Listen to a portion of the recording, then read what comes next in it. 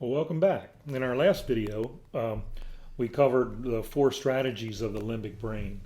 So the question we'd like to answer in this video is, what is the goal of the limbic brain, Faye? Why is it there?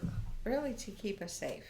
If we come across a snake in the woods or something, our limbic brain helps keep us safe. We would run. We would do whatever we needed to do to respond to that threat.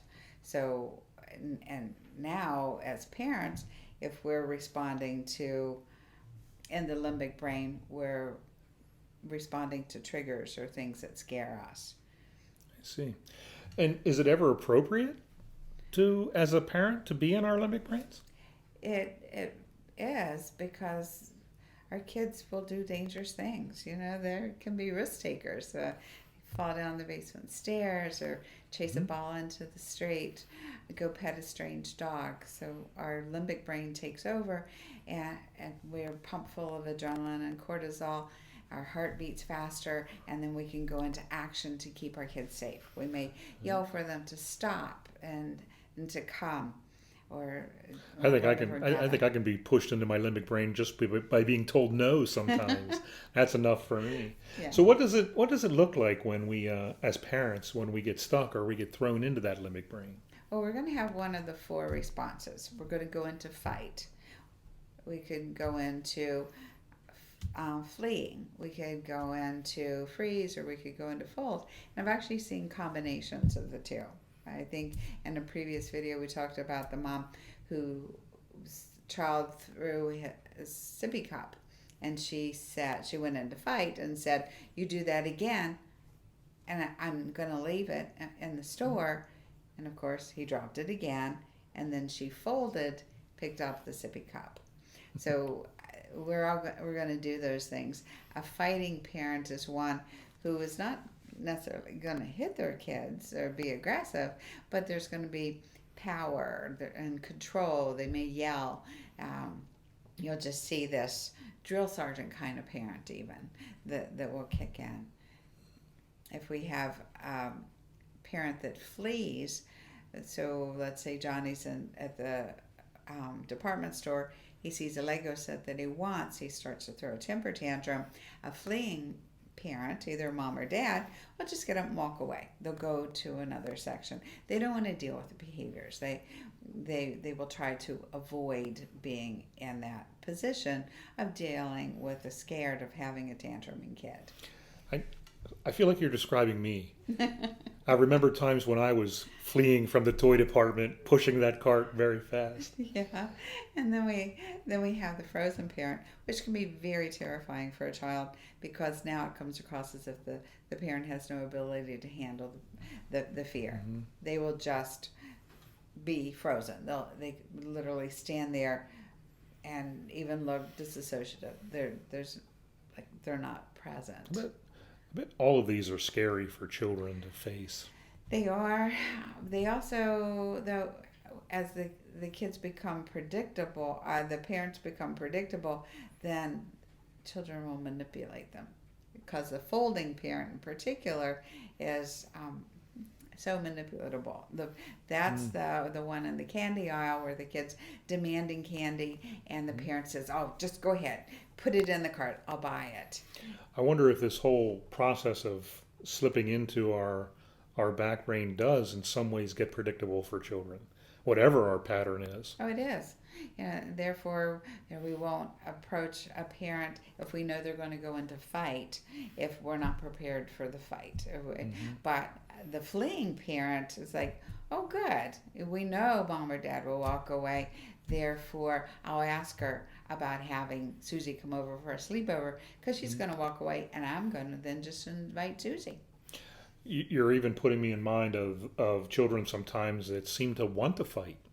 Yeah. Sometimes when they're feeling scary, they want to fight because that allows them to turn their scared into mad. Then it feels actually better for them to argue with you than to be scared about the thing that was going on. Well, it also gives them the adrenaline and the cortisol that kicks in, and they are empowered to go into fight.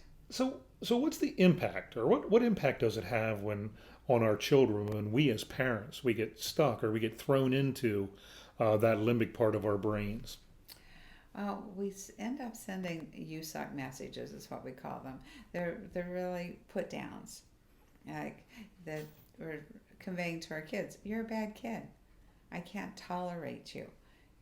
Your behavior's too big for me to handle. And on the other side, as a parent, we're creating memories for our kids. We're giving them something to store in their memory banks on how to be a parent. And now we have just demonstrated, modeled for them this dysregulated parent that's sending really bad negative messages to So their we kids. show them how to handle their emotions by them watching us handle ours. Right. What about the traumatized child? How is the traumatized child particularly impacted by those "you suck" messages that we But send? they already have that negative internal working model, which we'll get to in another video. But with that, it's like we're validating that they're a bad kid. You know, they have that internal belief that I'm bad, and now you've just told me that I'm bad. Therefore, everything makes sense.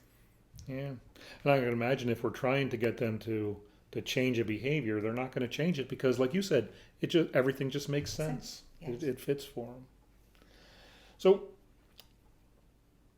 how do I, as a parent, recognize when I'm stuck in that limbic part of my brain?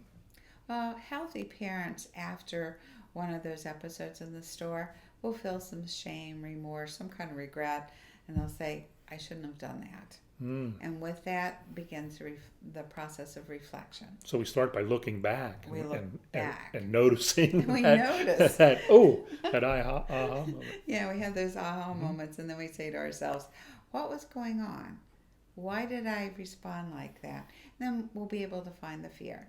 Fear of dealing with the behaviors. Feel of Our fear, right? Our fear. Look at what we were afraid of at that Yeah, moment. not having enough money, not being a good enough parent sometimes is I can't afford what you're asking for, or the inability to say no and see our child disappointed. It's hard for a parent to see A lot of parents, child. especially the folders, I think sometimes, Oh yeah. you know, they're afraid of the fight, but sometimes they're afraid of that look in their child, like you're a bad mom. Yes. You're a bad dad. Yeah. So we start the process by reflecting, exploring what was going on with us, and then next time we go out or have the trigger, the fear, we can then say, it didn't work last time to go into this, and then we have to find new ways to manage. What I've found too, and correct me if I'm wrong, but it seems like when there's the act of beginning to look at our own fears, to look at when we're afraid, actually it builds a skill in us that we get better at it. Yeah. We don't, without even trying to deal with our fear better, we get better at recognizing when we're fearful.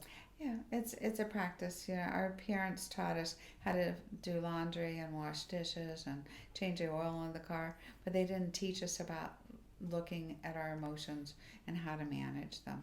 So now that we're immersed in a world full of fear, it is so important for us to go there and figure it out. Yeah, especially these days. Yeah, because we don't want our kids growing up with an inability to manage their emotions. And that's such a powerful question too. What was I afraid of? When we can talk about that right in front of our children, when we can begin to create that kind of discussion between us, because the children, they walk through life with a lot of fear, don't they? They do, and actually, in another video, we'll teach parents how to repair. Even after we've done that human thing and gone into a limbic response, we can repair it. Excellent. Well, that's about it for this video. In our next one, we're going to take a look at the question, what does it look like when we as parents, when we parent from our front brain instead of our limbic brain? And what's the benefits for our children?